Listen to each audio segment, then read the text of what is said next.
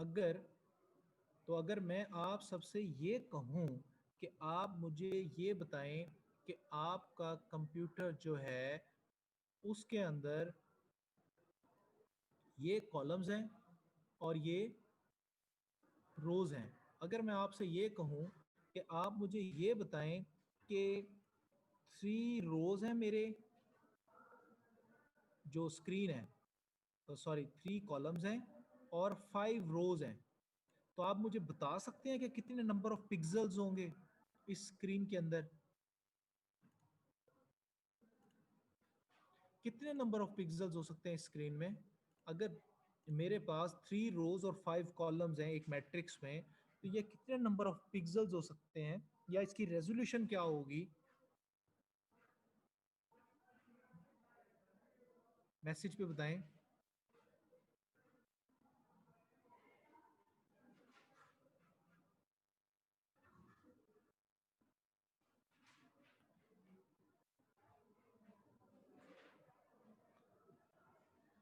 अगर मेरे पास 3 रोज हैं और देन 3 कॉलम हैं, तो मेरे पास पिक्सल रेजोल्यूशन क्या है मेरी 9। यही रेजोल्यूशन को ही मैं पिक्सल कहता हूँ।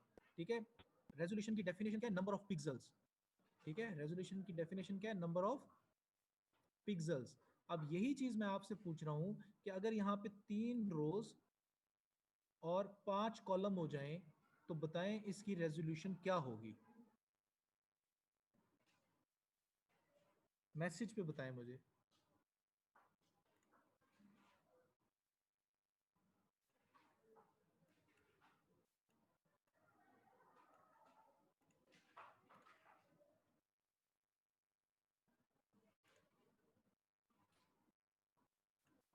जी उमेर, जी उमेर बात करें, आपको अनम्यूट किया मैंने। सर जी 15 होगी, 15 15 हाँ पिक्सल। बिल्कुल, बिल्कुल 15 पिक्सल होगी। और जी महविश। सर बस ये आंसर बताना था, वो आपने चैट डिसेबल की हुई है।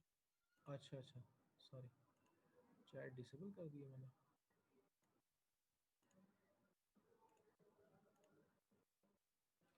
अच्छा, तो ये बेसिकली 15 रेजोल्यूशन होगी। अब ये बात नोट रख लें कि जिसकी ज्यादा रेजोल्यूशन होगी हमेशा, उसका जो इमेज होगा, जो स्क्रीन होगी, वो ज्यादा शार्प होगी, अच्छी होगी, और उसके इमेजेस छोटे दिखेंगे आपको। अब आप सब ने क्या करना है, प्रॉपर्टीज में जाकर अपने कंप्यूटर की जो रेजोल्यूशन है ना, डिस्प्ले में प्रॉपर्टीज में जाना है, फिर डिस्प्ले में जाना है, और वहां जाके रेजोल्यूशन को कम ज्यादा करके अप्लाई का बटन दबाइएगा अपने कंप्यूटर में, या यूट्यूब करिएगा how to change the resolution, और अपने कंप्यूटर की जो विंडो है वो भी उसमें लिखिएगा विंडोज 7 या विंडोज 10। वो आपको छोटी सी वीडियो दिखाएगा कि कैसे आपने रेजोल्यूशन कम ज्यादा करनी है।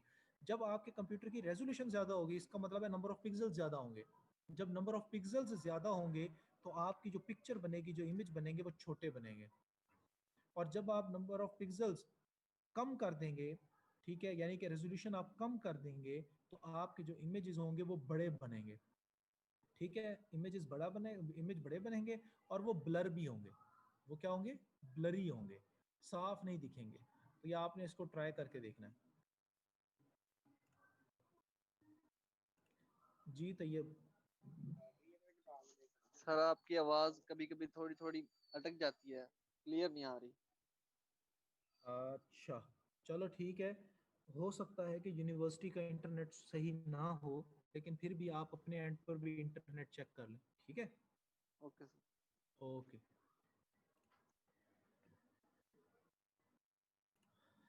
अच्छा, इसके बाद जो नेक्स्ट चीज़ है हमारे पास, वो है रिफ्रेश रेट।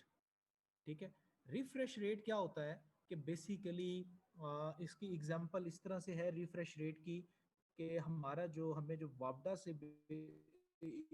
इलेक्ट्रिसिटी आती है, वो आती है alternating current, AC. AC current होता है, वो कुछ इस तरह से होता है, उसके 2 साइकिल्स होते हैं, पॉजिटिव और नेगेटिव। और हमारी अप्लायंस तभी ऑन होती है जब ये पॉजिटिव साइकिल आता है, नेगेटिव पे नहीं आता। और 1 सेकंड में हमारे पास फॉर एग्जांपल 100 साइकिल्स आते हैं, 1 सेकंड में 100 साइकिल्स। और 1 सेकंड में जब 100 साइकिल्स आते हैं, तो 100 पॉजिटिव साइकिल्स पे हमारी डिवाइस ऑन होती है, और उसमें ऑफ भी हो रही होती है। तो एक सेकंड में 100 बार अगर कोई चीज मूव करेगी तो हमें वो नहीं दिखेगी, हमारे इंसान की आंख इतना नहीं देख सकती। ठीक है, तो बेसिकली अच्छा मोबाइल का जो कैमरा हो, उससे अगर आप अपने घर के एनर्जी सेवर को या बल्ब्स को देखें, जो पुराने बल्ब्स होते थे जिनमें फिलामेंट होता था, तो वो बेसिकली ऑन भी हो रहे होते हैं और ऑफ भी हो रहे होते हैं। ठीक है, इस चीज को आप और भी ज्यादा अच्छे तरीके से ऑब्जर्व कर सकते हैं अगर आप क्या करें, मतलब आपने कभी देखा हो कि आप गोल गोल चक्कर थोड़े से लें, उसके बाद जब आप रुकेंगे आप देखेंगे कि आपको जो लाइट है या पंखा है उसके जो बेसिकली साइकिल्स हैं, आप उनकी स्पीड के साथ थोड़ा मैच करने की कोशिश कर रहे होते हैं, तो कुछ साइकिल्स आपको दिखते हैं। फिर जैसे जैसे आप रुक जाते हैं, एक जगह ठहर जाते हैं, कोई आप रोटेशन नहीं ले रहे होते, तो फिर वापस आपको 100 साइकिल्स पर सेकंड में आपको फिर कोई साइकिल डिस्प्ले नहीं होता। तो आपका बल्ब आपको ऐसे लगता है जैसे ऑन ही है, दरअसल वो ऑन ऑफ हो रहा होता है, लेकिन ह्यूमन आई उसको नहीं देख पाती। उसको हम कहते हैं रिफ्रेश रेट। हमारे जो डिस्प्ले स्क्रीन होती है बेसिकली, ठीक है, एलसीडी या मॉनिटर, इसका रिफ्रेश रेट होता है, ये ऑन ऑफ हो रही होती है बेसिकली, जो कि हमें ये लगता है कि ये सिर्फ ऑन है। अगर आप अपने मोबाइल से कभी अपने कंप्यूटर की स्क्रीन या एलसीडी की आप पिक्चर लें या वीडियो बनाएं, तो आपको उसमें डिस्प्ले होगा, कुछ ब्लरनेस आ रही होगी, ऐसे लाइंस ऊपर नीचे हो रही होती हैं। दैट इज एक्चुअली वो ऑन ऑफ हो रहा है पर सेकंड में। वो जो ऑन ऑफ हो रहा है उसके कुछ रेट्स को आप मतलब कॉपी कर पाते हैं। ठीक है, उस कैमरे की अच्छा होने की वजह से उसकी ज़्यादा फ्रेम पर सेकंड ज़्यादा कवर कर सकता है, इसलिए आपको वो दिखता है कि ये अब जो है ना मॉनिटर की स्क्रीन ना मतलब मूव कर रही है, हिल रही है। ठीक है, उसमें फ्लिकरिंग होती है। ठीक है, तो वो फ्लिकरिंग आपको डिस्प्ले हो जाती है, पता लग जाता है आपको। तो वो उसका जो वो रिफ्रेश रेट होता है। A monitor refresh rate is the number of times per second that the electron guns scan every pixel on the screen. ठीक है, number of time the screen is redrawn. Modern equipment sets this automatically. Improper setting can cause the eye strain. जाहिर है अगर वो screen continuously आती जाती रहे किसी भी वजह से, किसी भी रीजन से, ठीक है, तो होता क्या है कि आपकी आंखों पे उसका आपको आंखों पे जोर आना शुरू हो जाता है, दर्द होना शुरू हो जाता है, तो फिर आप उसको नहीं देख पाते। improper because important because phosphorus dots fade quickly after the electron gun charge them with electrons. अब वो जो पहला टिपिकल हमारा मॉनिटर था जिसमें इलेक्ट्रॉन गन लगी हुई थी, इलेक्ट्रॉन गन इलेक्ट्रॉन्स को शूट करती है उस पर फास्फोरस पर, ताकि फास्फोरस के जो ट्राइएड डॉट्स हैं वो चार्ज हों और हमें कुछ ना कुछ डिस्प्ले करें। तो वो एक सेकंड में इतनी मर्तबा करती है कि पुराना चार्ज किया हुआ जो इलेक्ट्रॉन है वो अभी फेड हो ही ना तो दूसरा इलेक्ट्रॉन आ जाए वहां पे। तो कॉन्स्टेंटली फास्फोरस चार्ज होता रहता है, पर सेकंड में कई मर्तबा होता है, 100 मर्तबा, कई 100 मर्तबा, 100 टाइम्स हो जाता है या 80-90 टाइम्स होता है। तो आपको वो लगता है कि ये चार्ज ही ठहरा हुआ है, बेसिकली वो बार बार चार्ज हो रहा होता है फास्फोरस का dot by some electrons. If the screen is not refreshed often, अगर बार बार वो रिफ्रेश ना हो या इलेक्ट्रॉन्स कैथोड रे ट्यूब से डिस्चार्ज ना हो, बॉम्बार्डमेंट ना हो उस फास्फोरस पे, तो वो स्क्रीन आपको फ्लिकर करती हुई दिखाई देगी। Flickering is one of the main reason that cause the eye strain. तो वो हमारे लिए आई स्ट्रेन या आई स्ट्रेस क्रिएट कर सकती है। ठीक है, इसी तरह से नेक्स्ट हमारे पास एक चीज है, इसको हम कहते हैं डॉट पिच। ठीक है, डॉट पिच क्या है? Critical specification of a coloured monitor. क्या स्पेसिफिकेशन है वो? क्रिटिकल स्पेसिफिकेशन कौन सी है? ये क्रिटिकल स्पेसिफिकेशन ये है कि आपके पास एक दो पिक्सल्स हैं, ये बेसिकली यहाँ पर 3 पिक्सल अब ड्रॉ हो गए पूरी स्क्रीन के। अब ये पिक्सल और इस पिक्सल में एक कलर है, ये भी रेड कलर था, ये भी रेड कलर का डॉट है, ये भी रेड कलर का डॉट है। इन दोनों रेड कलर के डॉट में सेम कलर्स के जो हमारे पास डॉट होंगे, इनके दरमियान एक खास डिस्टेंस मेंटेन करना मस्ट है। किसी भी मॉनिटर में सेम कलर के जो डॉट्स होते हैं उनके दरमियान डिस्टेंस को बरकरार रखना हम डॉट पिच कहते हैं उसको। ठीक है, the distance between the same colour dots is called dot pitch. अब डॉट पिच की एक रेंज होती है, वो क्या रेंज होती है? 0.5 मिलीमीटर से लेके 0.40 मिलीमीटर तक, ठीक है। और जितने ज्यादा ये डिस्टेंस थोड़ा होता है, क्रिएट अ फाइनर पिक्चर, ज्यादा अच्छी पिक्चर में मिलती है, ठीक है। लेकिन रेंज ये होनी चाहिए। And more detail images will appear on the monitor. Dot pitch no greater than 0.28 millimetre if monitor size is 15 inch. अगर एक मॉनिटर है उसका साइज 15 इंच का है, ठीक है, 15 इंच, तो उसका जो डॉट पिच होना चाहिए, दो कलर्स के बीच का जो डॉट पिच होना चाहिए, डिस्टेंस होना चाहिए, वो 0.28 मिलीमीटर होना चाहिए, ठीक है। अब ये डिस्टेंस जितना कम होगा, फॉर एग्जांपल 0.15 मिलीमीटर जिसका होगा, आप बताएं किसकी स्क्रीन ज्यादा अच्छी होगी? जिसका डिस्टेंस सबसे कम होगा, क्योंकि डिस्टेंस कम होने का मतलब है कि ज्यादा पिक्सेल्स, डिस्टेंस कम होने का मतलब है ज्यादा पिक्सेल्स क्रिएट होंगे, बॉक्सेस छोटे छोटे बनेंगे, क्योंकि उनका डिस्टेंस कम हो जाएगा ना। लेकिन अगर डिस्टेंस बड़ा होगा तो फिर पिक्सल बड़े बनेंगे और हमारी तस्वीर ब्लर आएगी। अगर डिस्टेंस कम होगा तो वो लाइंस भी छोटी होती जाएंगी, ठीक है। जब लाइंस छोटी होंगी तो डॉट पिच कम होगी, डॉट पिच कम होगी तो पिक्चर अच्छी नजर आएगी, ठीक है। For large monitor it should be less than 0.22 millimetre, ठीक है, 0.22 मिलीमीटर से भी कम होना चाहिए, ठीक है। जितनी कम होगी डॉट पिच, उतना क्या होगा, अच्छा इमेज होगा, उतनी अच्छी पिक्चर होगी। डॉट पिच कम होनी चाहिए, ठीक है। इसके बाद हमारे पास आता है वीडियो कार्ड्स।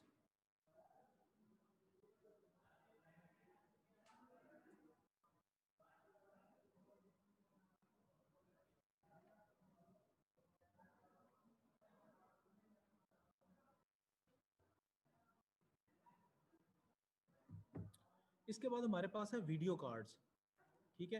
वीडियो कार्ड्स क्या चीज़ है? बेसिकली मैंने आपको पहले भी बताया था, अगर कोई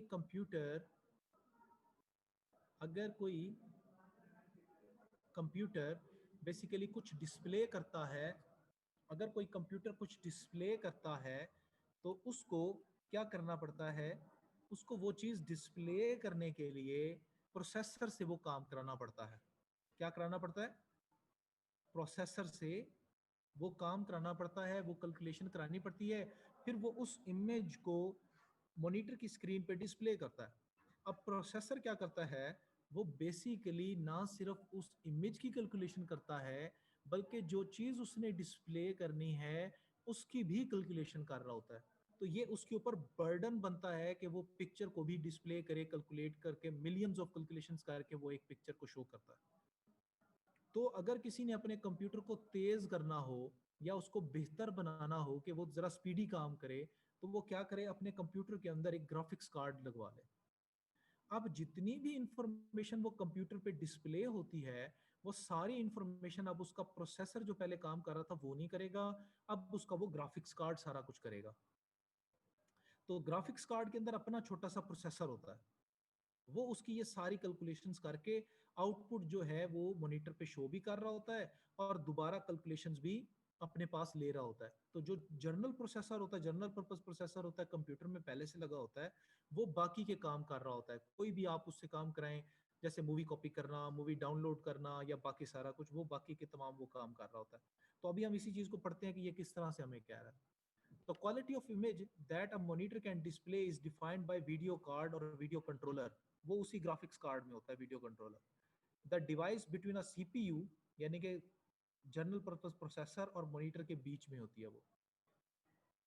better card results in better outputs, यानी कि बेटर कार्ड से मतलब है ज्यादा अच्छी कीमत वाला कार्ड, ज्यादा स्पेस वाला card. It removes the burden of drawing a picture from CPU, have their own processor and RAM. Modern cards have 512 MB of RAM. जो बेसिकली ग्राफिक्स कार्ड होते हैं ये डिफरेंट मेमोरी के होते हैं, जैसे 512 MB रैम का ग्राफिक्स कार्ड होता है। फिर कुछ लोग कहते हैं मेरे कंप्यूटर के अंदर 1 GB का ग्राफिक्स कार्ड लगा हुआ है।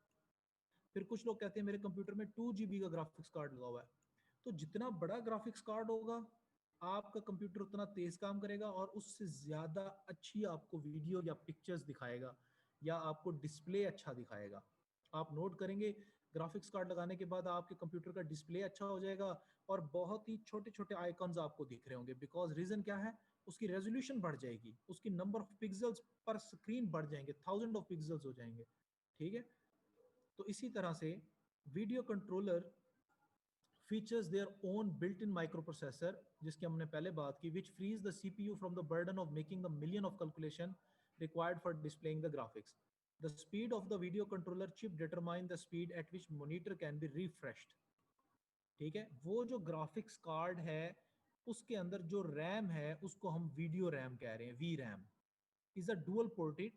It can send a screen full of data to the monitor, at the same time receives next screen full of data from the CPU. Basically जो कार्ड की रैम होती है वो एट द इतनी बड़ी रैम होती है, एट द सेम टाइम वो मॉनिटर को डाटा प्रोसेस करके भेज भी रही होती है, और एट द सेम टाइम जो कंप्यूटर का प्रोसेसर है उससे नेक्स्ट जो वीडियो दिखानी है उसका डाटा लेके भी अपने पास कैलकुलेट करके रख रही होती है। ठीक है, तो उसको हम वी रैम कहते हैं। ठीक है, अब हमारे पास जो चीज आती है वो आती है एर्गोनॉमिकली। एर्गोनॉमिकली हमें मॉनिटर्स के साथ क्या करना चाहिए कि एर्गोनॉमिकली वो हमसे बेहतर हो जाएं। सबसे पहली चीज तो ये है, एर्गोनॉमिक्स है क्या? Ergonomics is the study of user and device, उन दोनों के बीच की जो स्टडी है उसको हम एर्गोनॉमिक्स कहते हैं। ठीक है, अब एर्गोनॉमिक्स में लास्ट टाइम हमने क्या देखा था, बात की थी माउस की, कि मैं अपना माउस इस्तेमाल करता हूं और मेरा जो ये बोन है, रिस्ट की बोन है, इस पर जोर आता है काफी देर, तो यहाँ पे जो नर्व्स हैं वो प्रेशर से दब जाती हैं।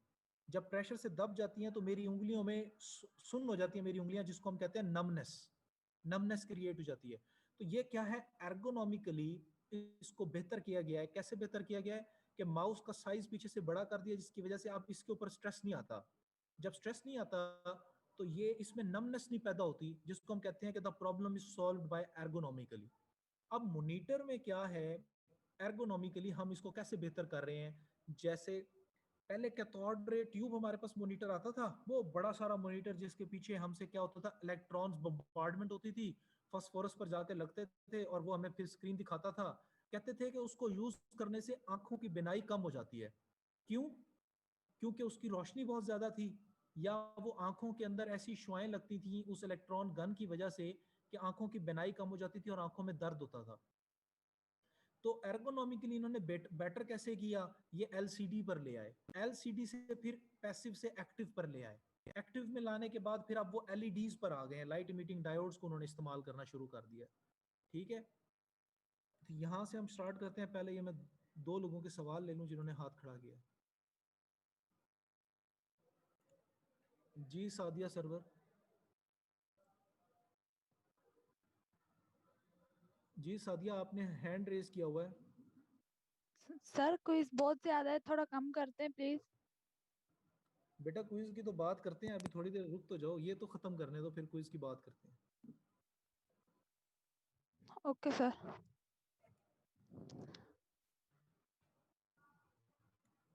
जी सारा। सर मैंने भी सिलेबस का ही कहना था। ठीक है जी, बाद में बात करते हैं इस पे। तो एर्गोनॉमिकली हम मॉनिटर्स को कैसे डील करते हैं कि हम जब मॉनिटर पे देखते हैं तो फिटीग ऑफ द आईज, आंखें थक जाती हैं। हम इसको कैसे बच सकते हैं कि हमारी आंखें ना थकें। सबसे पहले चूज अ गुड मॉनिटर, किसी अच्छी कंपनी का मॉनिटर लो, जैसे एचपी, डेल, कॉम्पैक, किसी अच्छी कंपनी का मॉनिटर लो। पहली बात यहाँ पर याद रहे, मॉनिटर से मतलब हर चीज है, एलसीडी, एलईडी, कुछ भी। तो जो आजकल की सबसे लेटेस्ट टेक्नोलॉजी है, गुड मॉनिटर से मतलब है वो खरीदो। दूसरी बात, place the monitor 2 to 3 feet away from you, 2 से 3 फुट दूर रखो अपने से मॉनिटर को। हम तो रजाई में उसको अपने साथ सुला के फिर इस्तेमाल करते हैं, ठीक है, ताकि हमें अच्छा दिखे और रोशनी पूरी दिखे। तो ये गलत है, उसको 2 से 3 फुट आपने दूर रखना है। Centre of the screen below आए, आप जहां पर बैठे हैं आपकी आंख के लेवल से मॉनिटर नीचे होना चाहिए। ठीक है, जिसको आप नीचे करके, गर्दन नीचे करके थोड़ा सा देखें। फिर उसके बाद लास्ट पॉइंट क्या है, अवॉइड द रिफ्लेक्टेड लाइट। जो रिफ्लेक्शन हो रही है लाइट की, ठीक है, आप उसको अवॉइड करें। कैसे अवॉइड कर सकते हैं? कोई अच्छी सी ग्लासेस यूज कर लें, ठीक है।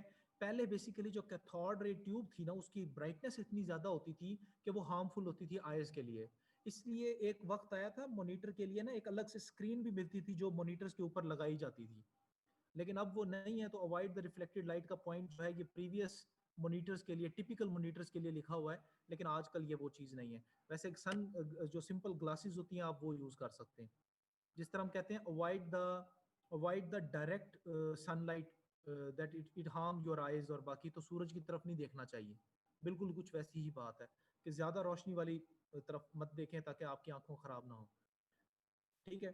इसी तरह से हमारे पास ये एर्गोनॉमिकली जो है, इसमें एक और चीज़ आती है कि जो आंखों को थकाने के अलावा एक चीज़ है जिसको हम कहते हैं इलेक्ट्रॉनिक मैग्नेटिक फील्ड्स। इससे बचना चाहिए।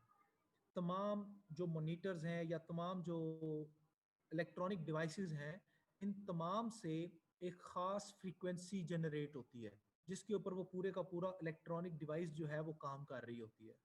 आप कभी भी किसी भी इलेक्ट्रॉनिक डिवाइस के करीब मैग्नेट लेकर चले जाएं तो उसकी जो फंक्शन है वो डिस्टर्ब हो जाएगा। मोस्ट कॉमनली अगर आप पुराने टिपिकल मॉनिटर को देखें जिसमें कैथोड रे ट्यूब लगा हुआ है, अगर आप घर में टीवी भी भले पड़ा हो, आप उसके करीब मैग्नेट को लेके चले जाएं तो उसकी स्क्रीन खराब हो जाती है। क्यों?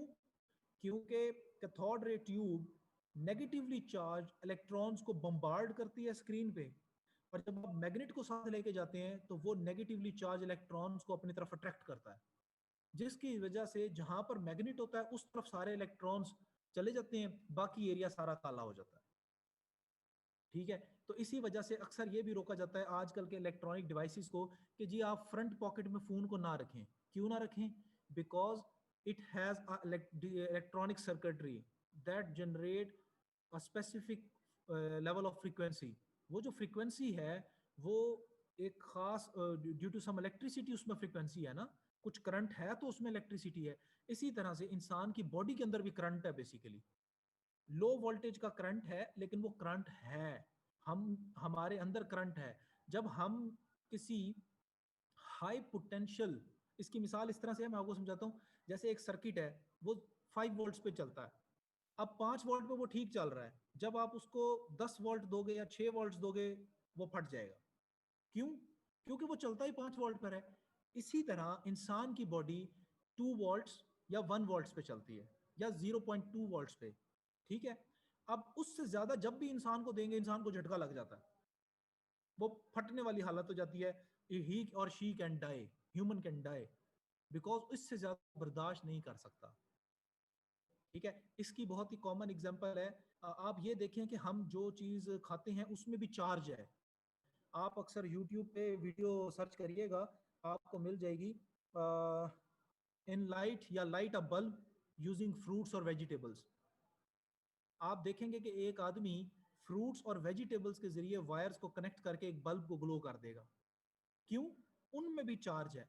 वो चार्जेस ही हम खाते हैं, हमारे अंदर आयरन जाता है, लोहा बेसिकली जाता है, लेकिन बहुत ही फाइन पार्टिकल्स में होता है वो, तो उससे हम चार्ज होते हैं और हम चलते रहते हैं। हमारा ब्रेन के जो नर्व सेल्स हैं वो भी न्यूरॉन्स जो हैं वो इलेक्ट्रिक चार्ज प्रोड्यूस करते हैं।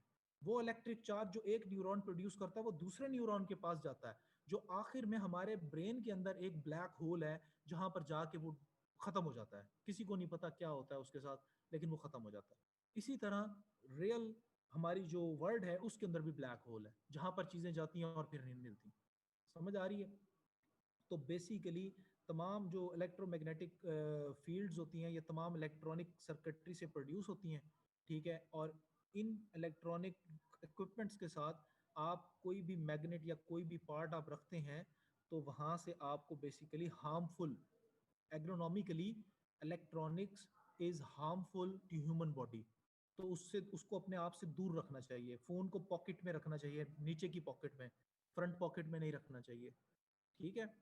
इसके बाद हमारे पास डाटा प्रोजेक्टर्स हैं। Data projector replace the overhead and slide projectors. आप सबको पता होगा यूनिवर्सिटीज़ के अंदर प्रोजेक्टर्स यूज़ होते हैं, हम वॉल्स के ऊपर स्क्रीन को प्रोजेक्ट कर सकते हैं, ठीक है। और most common type of projectors हैं हमारे पास small LCD screens, very bright light required a darken room. Dark कमरे के अंदर हम उस प्रोजेक्टर को इस्तेमाल कर सकते हैं जिसकी लाइट इल्यूमिनेट होती है और बाहर आती है। इसके बाद हमारे पास डाटा प्रोजेक्टर्स हैं, digital light projector, video projectors, a series of mirrors control the display, ठीक है, may be use in a lightened room. और फाइनली हमारे पास एक साउंड सिस्टम है, ठीक है, it is an integral part of computer experience capable of recording and playback, ठीक है। बेसिकली कुछ साउंड सिस्टम्स हमारे पास इस तरह के होते हैं जो कि आजकल के म्यूजिकल इंस्ट्रूमेंट्स के साथ कनेक्ट हो जाते हैं। जिस तरह आज एक मैनुअल गिटार होता है और एक गिटार होता है जो बिजली के साथ चलता है, ठीक है, तो वो डिजिटल बेसिकली होता है। तो हमारे पास ऐसे साउंड सिस्टम्स आ गए हैं कंप्यूटर के जिसके ज़रिए हम क्या करते हैं, बेसिकली रियल इफेक्ट का साउंड हम प्रोड्यूस कर सकते हैं, ठीक है, रियल इफेक्ट का हम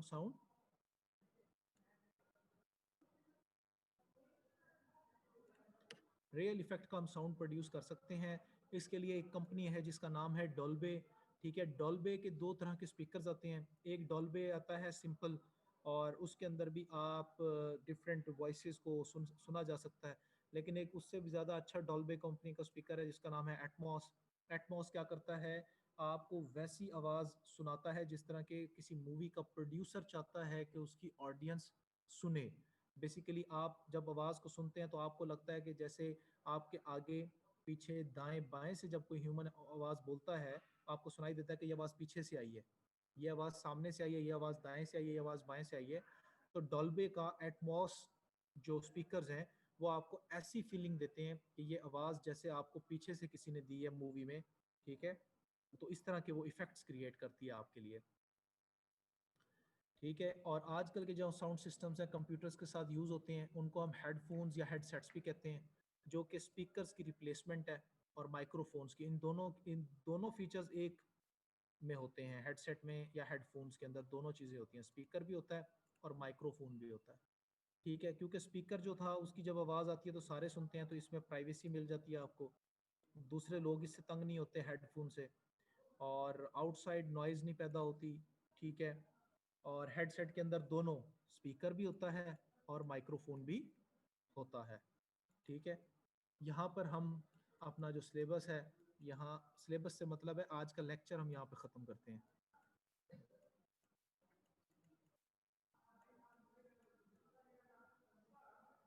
लेक्चर यहाँ पर हम ख़त्म करते हैं इंशाल्लाह।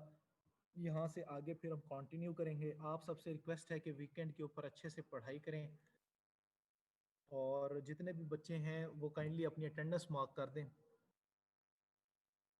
अपना रोल नंबर लिखें और अपना नाम भी।